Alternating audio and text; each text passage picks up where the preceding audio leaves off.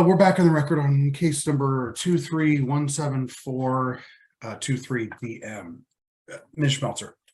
Thank you.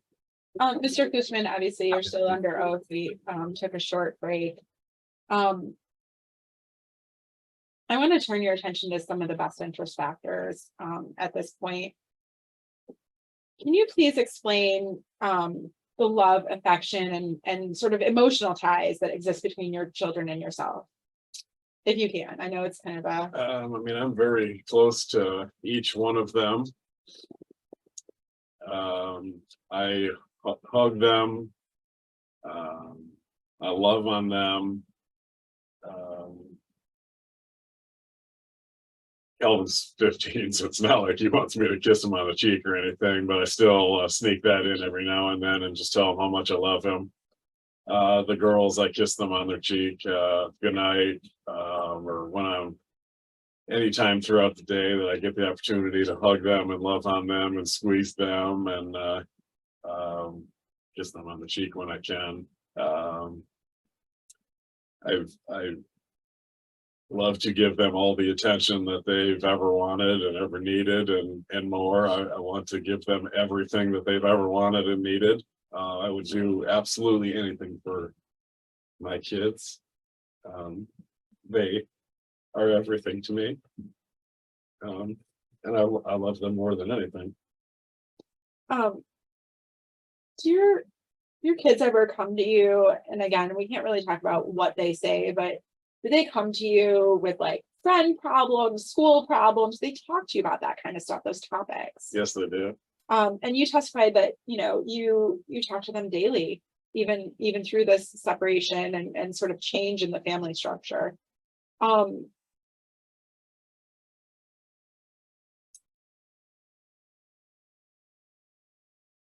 What kind of love and affection and emotional ties do you see between the kids and Mrs. Klusterman? I mean, all the same things. I mean, Jen's a great mom. I mean, a fantastic mom. I don't always love her style and how she does things, but she loves them more than anything. I think when it comes to being a mother, I think she's amazing. And she loves on them. She hugs them. She's always there for them. Both of us would do absolutely anything for the three of them. It's the same. It's the same. We try to be there for them in everything we can. And that sort of leads into the next, I guess, question. Do you have the capacity and disposition to give the children, love and affection? Absolutely. Do you have the capacity and disposition to guide the children in their education? Absolutely. Mrs. Klusterman had testified that the children FaceTime or call her about their homework, even during your parenting time. Do you recall that testimony? Yes. And do they do that? Yes, because I motivate them to push them to do that. Jen is a great asset for them when they need help. Are there things that you're good at that help the kids that, maybe Mrs. Klusterman isn't? Yeah, absolutely. I mean, is it kind of like we're two parents and we're working together to raise the kids? Yes. Okay. Do you refuse to help them with their homework? Never. Do you pay attention to the fact that they have homework and need?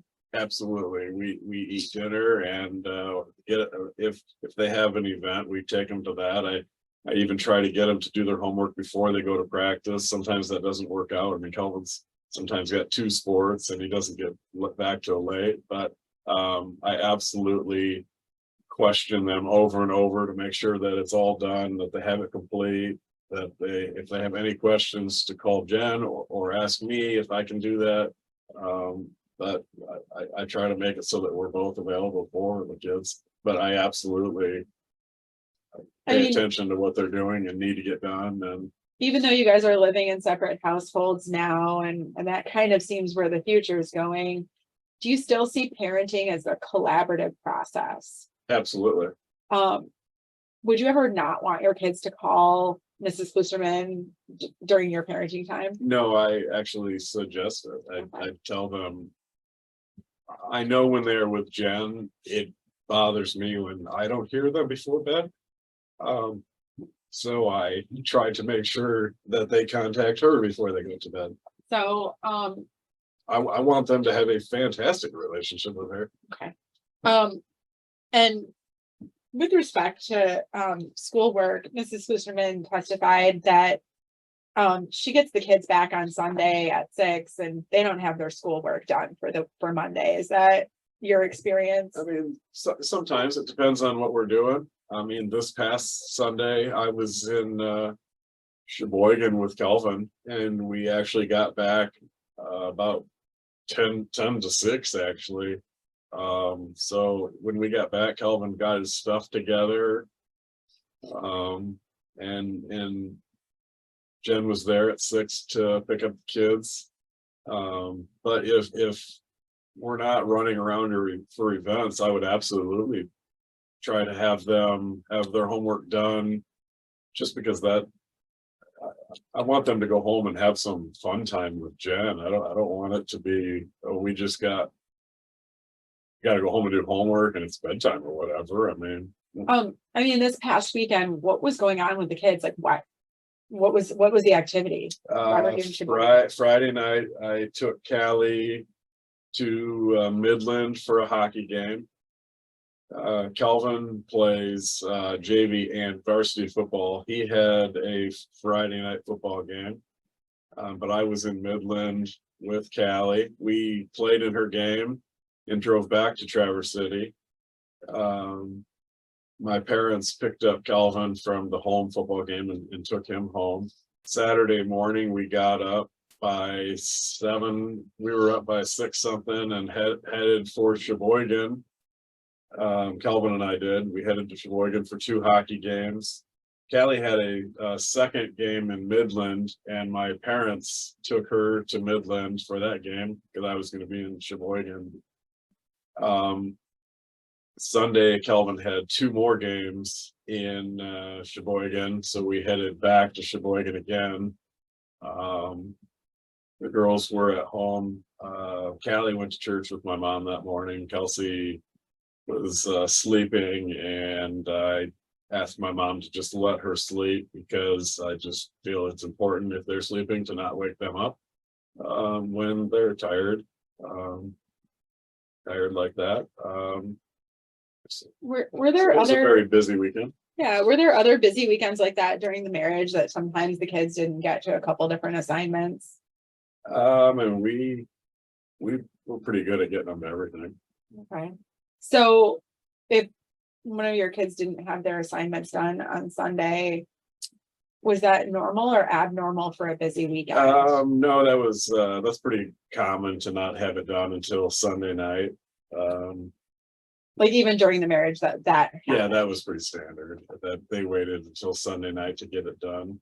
Is it intentional on your part to just leave that for Mrs. Fusserman to do? No, never. I wouldn't want that. You do that I'd just soon see them have it done. It just didn't work out this weekend. I mean, is it every weekend that you send them back with homework to do? No. And Jen had made a statement that Kelvin had bad grades, or he missed 2 days a week and he had bad grades, and that happened to be during my time. Yet he was sick. We got the weekly email with his grades and they were down. He got the assignments done and his grades are right back up. I mean, that's what that is. It's really nice getting weekly updates and where they're at and what's missing and what he was able to get done. But he missed 2 days of school because he was sick that week. But he got it done, and his grades are right back up to where they should be, and where Jen and I expect them to be. And did you and Mrs. Fusserman work together to address that issue? Did you talk about it? Yes, we talked about it. And I let Jen know that I would call the school and excuse him from his absences. I asked him what needed to be made up. I'm sure Jen did the same, and he got it done.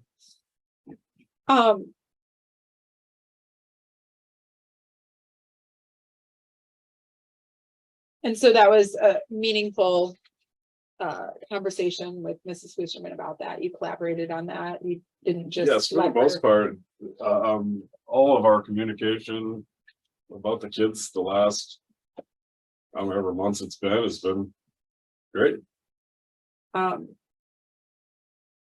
if you needed to, strike that. Has there been a time where you needed to address Calvin's academic performance other than he was sick?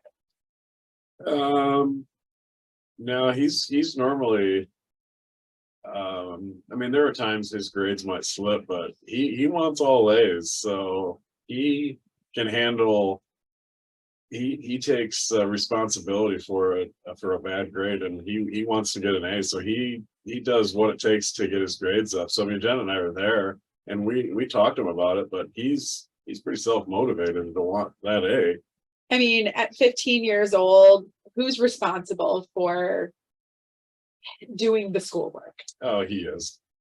I mean, as a parent, you can monitor that, right? Yeah, we monitor it, but again, it's up to him. I mean, I like to remind him that his ultimate goal is to play college football at some level. And I always tell him that grades now matter then. And if he wants to do that, what he does on the football field matters, but it matters just as much in the classroom. Have there ever been times where Calvin or any of the children have sort of gotten so busy with sports that academics shift a little bit? Yes. And how do you address that? I mean, this fall, Calvin played on 2 football teams. He's playing JV and varsity. He played on this fall hockey team, and I actually didn't want the fall hockey team to happen because I thought it was just too much. I thought he needed to focus on football and school. So I think there's part of that also has made him slip a little bit. I think he's overly tired.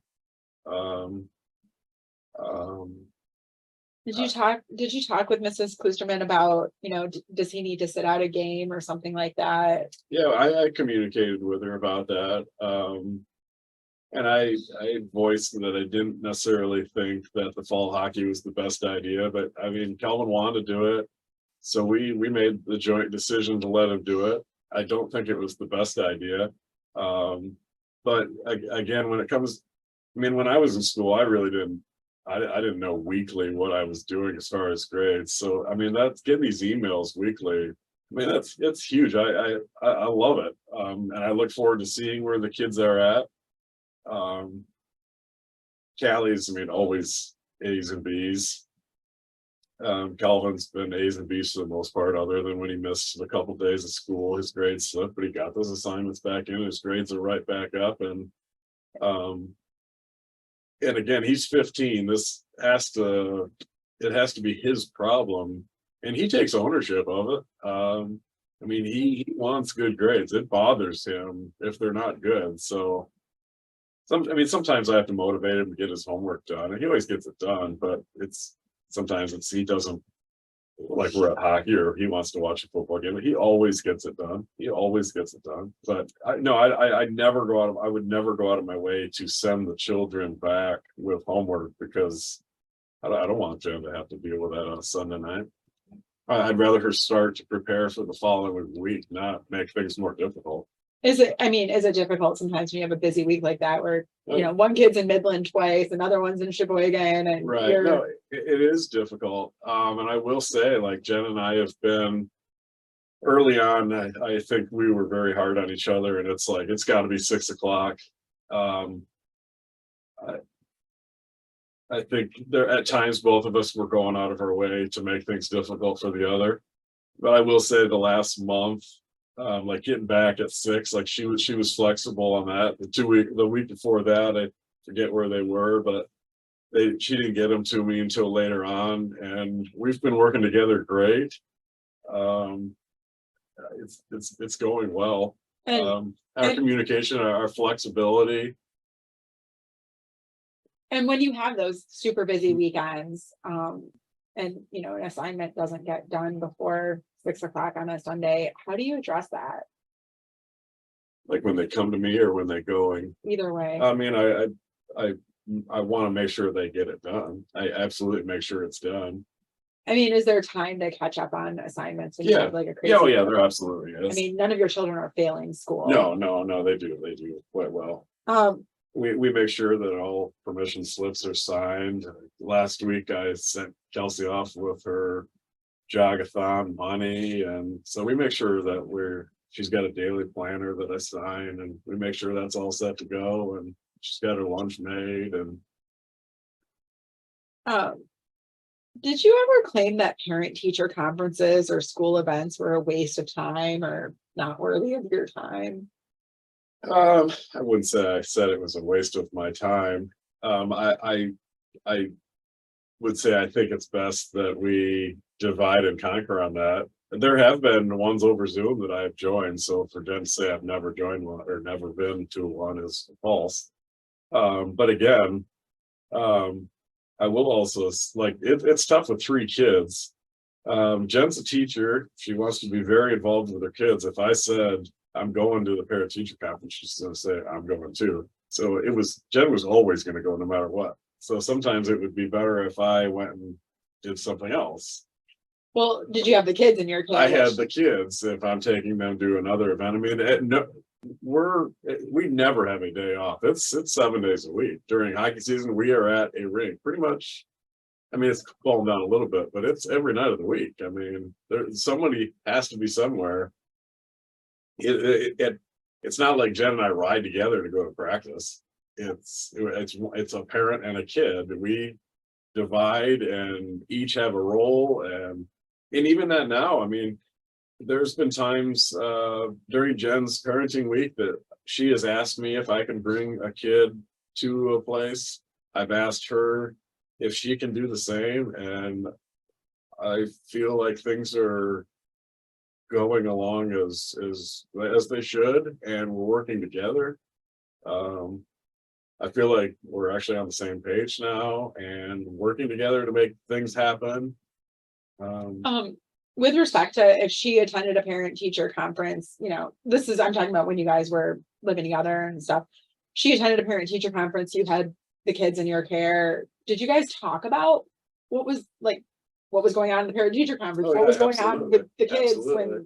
Yeah. Absolutely. I mean, it was very seldom about their grades because the grades were going well. I mean, we would hear Kelvin's a talker and he used to be sitting in the front of the room and maybe focused a little bit or things like that, but it was never the only child that we've struggled with at times for understanding is Kelsey.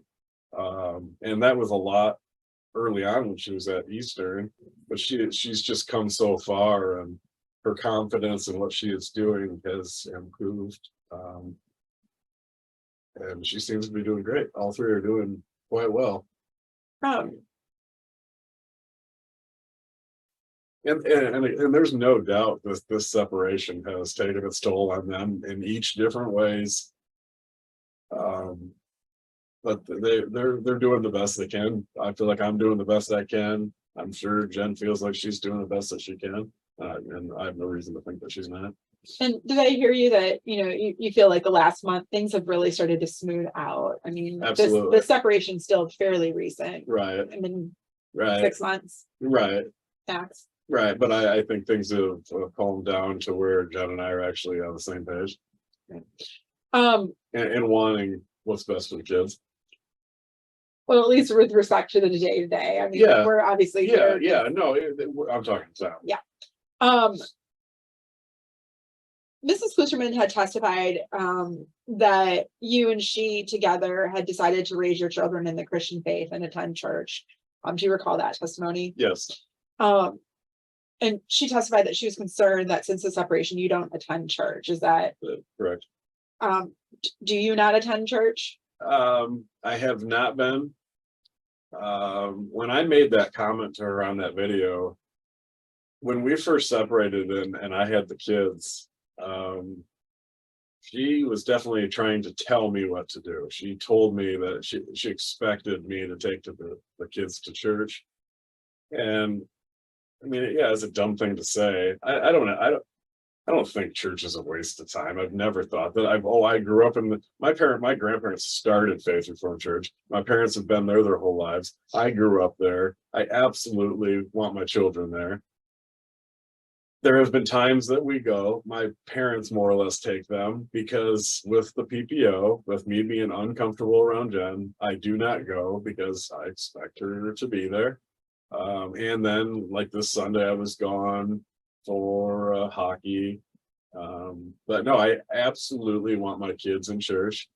Callie's doing a Bible study on Monday nights, and I've taken her to that, dropped her off, picked her up from that. I love that she's involved in that. We've gotten the kids, the Calvin and Callie, to go to youth group. Kelsey's even gone a couple times. Yeah, that was a dumb thing to say to Jen. I get tired of her telling me what to do. And when it was my parenting time, I didn't appreciate her telling me I needed to take the kids to church. We had gotten away from church between COVID and when we separated. There was very little church going. Yes, mainly hockey. Other times it was boating trips, Mackinac. Kids are tired. Jen and I are tired. Then all of a sudden we're separated and Jen's in church every week.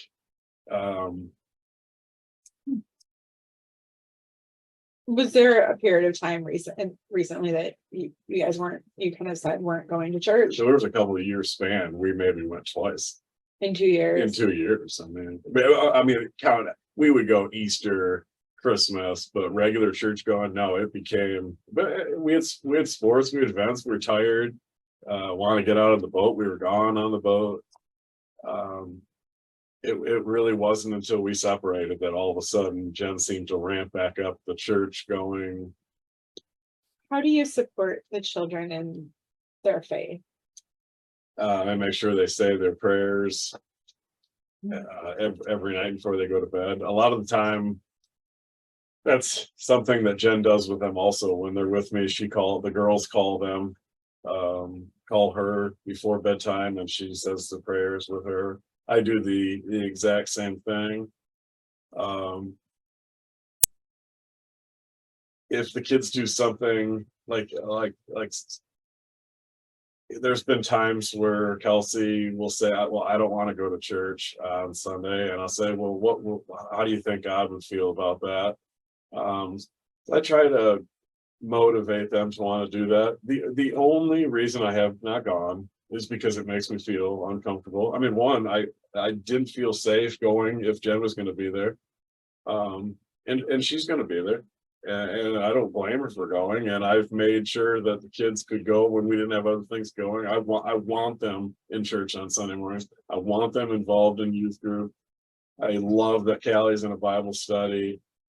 I love that they go to vacation Bible school. I want them growing up in that environment. I want them to be quality individuals. Not that you can't be a quality individual, don't go to church, but I just want them in that environment, around those people, around their friends that go to church along with them. I would never. The only reason I made that stupid comment was because I'm tired of Jen telling me what I need to do all the time. What she talked about, I think it was a fall program or some sort of football program where she wanted to put Calvin's favorite Bible verse in it, and you had a problem with that. Do you recall that testimony? Yes, I do. What was going on there? What's your perspective on that? I just didn't think. I think it was, if I remember correctly, it was Jen's idea. Calvin was okay with it. He did tell me that he. Objection, Your Honor. Okay. I didn't want to put him in that situation where kids would make fun of him, and I thought it was best to leave it out. I didn't think it was necessary. There was other ways for him to show his Christianity or his faith, and I just didn't think it was an appropriate spot to put it in. Had there been issues prior to that about kids teasing or something? I mean, I know he has said stuff at school that. I mean, all three kids have. Or the older two mainly have said they've been made fun of at times, and I remember being a kid, I was made fun of at times. When she says the word objection. Oh, I did hear. I'm sorry. I'm sorry. And we're talking about what the kid said. Yeah, I'm sorry. Has there been issues with bullying or teasing in school? the kids have been picked on, but not necessarily for that. I just, if there's a situation that we can avoid, I'm gonna try to avoid that situation. Well, I'm trying to understand what your state of mind was when you took that position, or why you had a concern about putting a Bible verse. And can if I can ask, your kids go to public school, right? They do. Not private. They're Christian public school. school. Why was it an issue? I just didn't think it was necessary. Um, I don't like things jammed down my throat as far as political beliefs or anything like that. And I just didn't think it was necessary to put something in that situation and put our child in a situation where maybe he's made fun of for something like that. was I it? thought it was unnecessary. Was it? Did you voice that in like an angry, aggressive, I don't want my children to be known as Christians type of thing? No, not that at all. Jen and I discussed it. I just thought there were other ways. Did you feel like it was a peaceful discussion? It was an open discourse, or was it angry and controlling? And No, I think it was open. Jen told me what she thought. I told told her what I thought, and we agreed that it was not necessary, and she didn't put it in there. Have you sent your children to like a Christian-based camp over the years in the summers? Yeah, they go to Bible school. This year was, I think, the first opportunity maybe that Kelvin wanted to go to Lake Ann camp. And by no means did I not want him to go. I want him to go, but we have to make choices at some point. And with everything that's going on, I'm running out of money. And we're spending a ton of money on this divorce to take care of the kids, all their events, the houses, everything. I didn't have the money. I literally don't have the money. It had nothing to do with not wanting a kid to go to a certain event. At one point, Jen offered up, well, maybe our parents could pay for it. My parents have done a lot for me. I can't go ask them for more money. And then it just fell apart, and I never heard another word about it. If I remember correctly, I even agreed to it, and then I just never heard anything about it. Have you ever denied the children's expression of their faith? Never. No, never. Kelvin told me he You painted. guys talked about I'm sorry. it. I know, I saw something on Kelvin's hand that he had at the game the other. Fantastic. I love it. What did it look like? Was it a Christian symbol Yes, or something? yeah, it was Okay. his Bible verse. I Okay. saw it when I got home that night from Midland. It was on his hand. Not a problem. You Not a supported problem. him. Absolutely. If he wants to talk about his faith, or any of the children talk about their faith, do you have talks about that? Yeah, absolutely. I never tell them not to have those talks. Do you ever disparage your children for expressing feelings about their faith? No, never, never. Um, I actually was quite proud of him for doing that. do you have the capacity and disposition to provide the children with food and clothing? Absolutely. How do you do that? I take them to the store and let them pick out their clothes and buy the things that they need. I buy groceries for them, buy the things that I need to make meals and their lunches. I almost always go to the store about 4 or 5 o'clock on Sunday, so I have the things showing up when the kids arrive.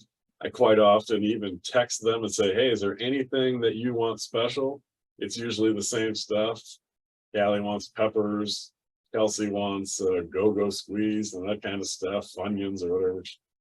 So I try to get those things along with the stuff that I need to make the meals and whatnot, the cereals that they want. Do you believe that Mrs. Klusterman has the capacity and disposition to provide the children with food and clothing? Yes, I do. Yes, I do. Have finances and budgeting been an issue in your marriage? It's been an issue since the day Jen and I started dating. When we got married, she probably had $14,000 worth of credit card debt.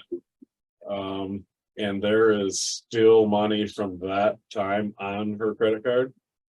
The number one thing that we fight about is money. It's an endless battle. Have there been times that Ms. Klusherman discussed with you negative bank balances or her having an inability to pay more than, slightly more than the minimum balance on a credit card? She only ever pays the minimum on anything. I mean, in the like since separation, has she reached out to you about paying bills for the household? Yes, Is she employed full-time? she is employed full-time. Even a couple weeks ago on the Wizard, she tried to convince me that the electric bill was still my responsibility because I had not released her phone yet. And when I said I would look into it, she goes, it'd probably be cheaper just to pay it than contact your attorney. You believed that the electric bill was her It responsibility. was her responsibility, and I told her that it's her responsibility. And she was asking you to pay it. She asked me to pay it. Even though finances have been tight at times, have your children ever gone without? They've never gone without anything. No, we both make sure that they're taken care of. Okay. You always- I do have concerns about Jen's spending moving forward, but that's on her and her family moving forward. I do hope she changes her ways. Because I want the best for her. I want the best for my kids. I want my kids in a good situation, but she's never gonna not let them eat or have them eat or have food for them. You don't have any I have concern. no concerns. All right. Do you have the capacity and disposition to provide the children with medical care? Absolutely. How have you done that in the past? Well, I mean, you're like taking the kids to their things. Anything? I've if the kids have an appointment, if I need to make an appointment, I will always make sure they get to their appointments. I feel like ever since we've been separated, there's been a little bit of hiding that from each other so that the other parent doesn't really know what's going on. There's definitely been some games being played. But I feel like the last month we're finally on the same page, moving forward together, working together to make sure that the kids are at their appointments. During the parenting time this late summer, I took the older two to get their sports physicals and their my child visits and checkups. And I've taken the kids to the orthodontist, and I have no problem making appointments and getting them the appointments that they need. Yes, Jen has done a lot of that in the past, but I look forward to doing more of that and adjusting into that role and still working together with Jen. But I really like how things are and my time with the kids and taking a larger role in that world. I really do enjoy it, and I will do anything that the kids need. I will do absolutely anything the kids need to take care of them and give them things that they need, the care that they need. In the past, if Mrs. Klusherman was the one who took on the role of primarily doing some of the scheduling, was that because you didn't want to or didn't have the ability to do so, or It was just never that kind I of didn't like want to. It was just kind of, we had different roles in our marriage, and that was part of her thing that she took on. but it was never like if the kids were with you and one of them got sick or had allergies or got hurt, Yeah, did you take care of yeah, them? absolutely, absolutely. I mean, anytime there were appointments during the day, I took them. I mean, unless it was like a major snowstorm or something where it just didn't work and Jen needed to do it or whatever, or ask my mom or whatever, but it's never that I didn't want to. Again, Jen was home during the summers. It was just convenient for her. She was able to do the appointment after school when she's done with work. The kids are out of school. So we tried to do it when the kids weren't in school, so that it just worked out. It was just what worked for us. But when I needed to take them, not every appointment can be after school. So there's been multiple times I picked Callie up from school, take her to her orthodontist, and then back to school. When Calvin had his knee injury, I took him to the appointment to see what was going on there, and even to have him fitted for his fitted for his brace that he wore for a while. I always do and did whatever it takes and took to get the job done, and we always worked together, and it was never anything that I didn't want to do. It was just something that Jen took care of, and it was just part of what she did. Now she seems to be trying to use that against me. Was there a recent conversation, I mean, really after the separation and filing for divorce, about getting your kids into counseling? Yes, Were you engaged in that conversation with Ms. Cushman? absolutely. Was it a dynamic back and forth conversation? It was back and forth, but it was quite frustrating. Why was it frustrating? Because Jen insisted on a certain person for our youngest.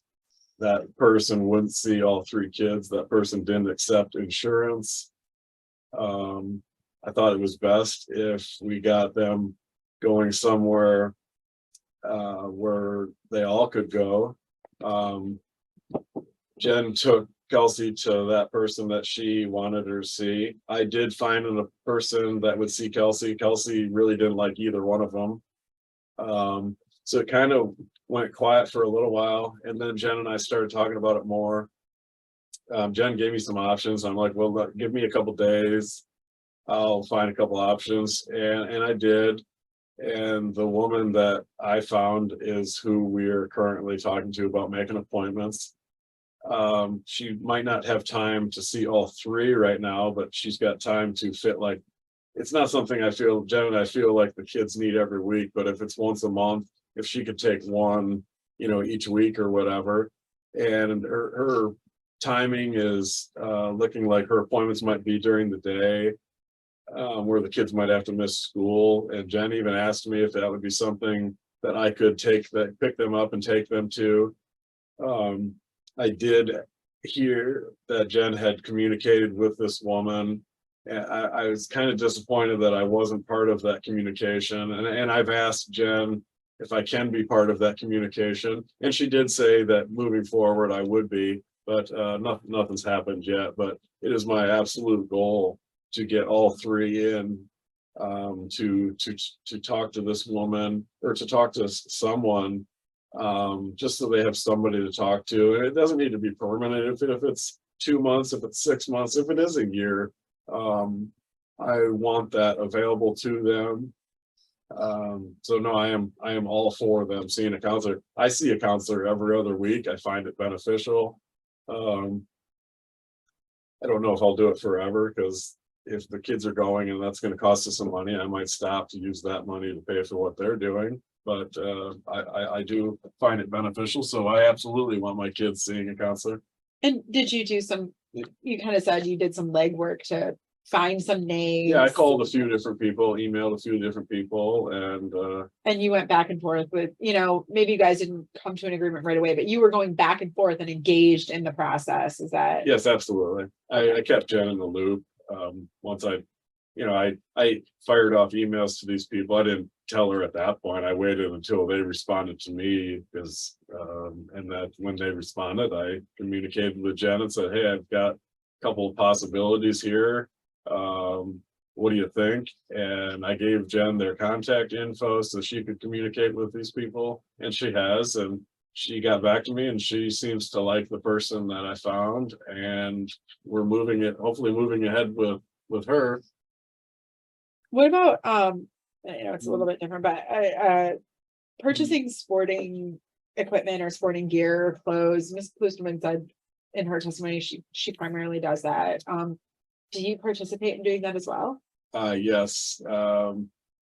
I think Jen was very good with her wording yesterday on that, because she does not pay for that stuff. She may have taken the kids to get the stuff, but I feel like that financial burden has been on me, and that's okay.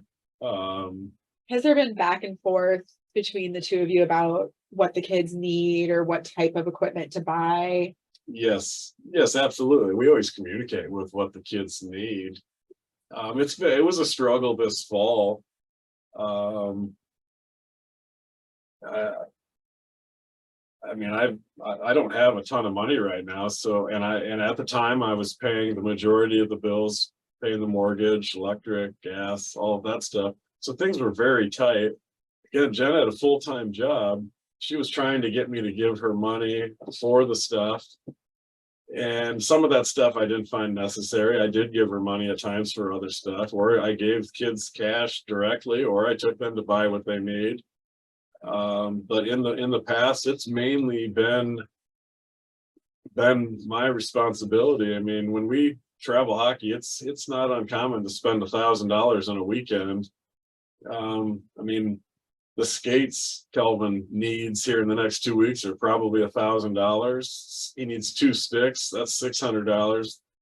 It's expensive stuff. The football cleats. Jen and I did split the football cleats, but it was a battle this fall because I feel like we're both just trying to be difficult. But again, we're on the same page. I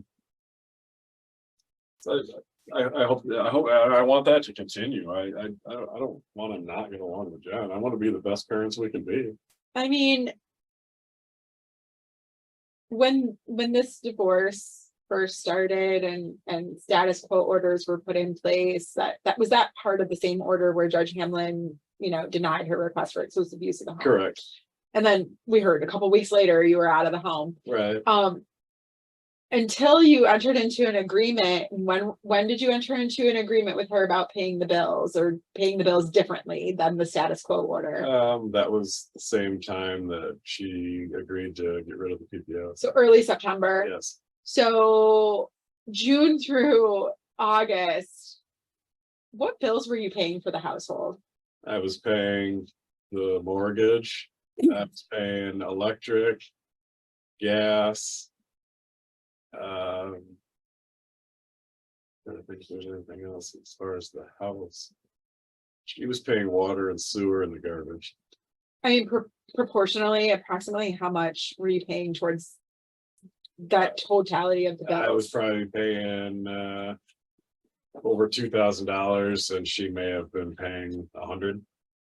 And that was for a home you were not living in. That was for a home I was not living in, and she was still asking for money from me for kids stuff. And she was exclusively living in that home, and the kids were there under the court order half the time. Yes. Kids were with you half the time. Correct. And you were paying $2,000 or more per month. Correct. And then I was paying the groceries when the kids were with me. She was paying, so she was only buying groceries really for 2 weeks, and I was buying groceries for 2 weeks. And that's expensive. Were you obviously. also paying the cable TV, internet? Oh yeah, I was paying the for house? the internet, and I paid for the phones. And then you also paid for internet for the home for your parents' house. Yes, I got Spectrum and Netflix, so the kids could have internet and Netflix at where I'm staying. I am shifting gears to the next best interest factor, and I'm looking at the time. So I'm going to defer to the court if you want me to get through those questions, or we want to stop now. I think that's good. Okay. I do appreciate you letting me know. Just for the sake, I don't know if I said that's on the record or not, but this is for the in camera coming up 15 minutes. So I'm just trying to make sure we're all prepared for that. We'll continue on with this questioning at our next hearing. So we'll stand adjourned for today. Anything else that anyone wanted to put on the record before? Because I'm going to speak with the attorneys about some scheduling, see what sort of time we need, all that kind of stuff for the next time, so I can relay that to staff. But anything anyone wants to put on the record before I turn it all off? No, it seems like we're going into another another hearing date, so. Correct. Okay, so I'm just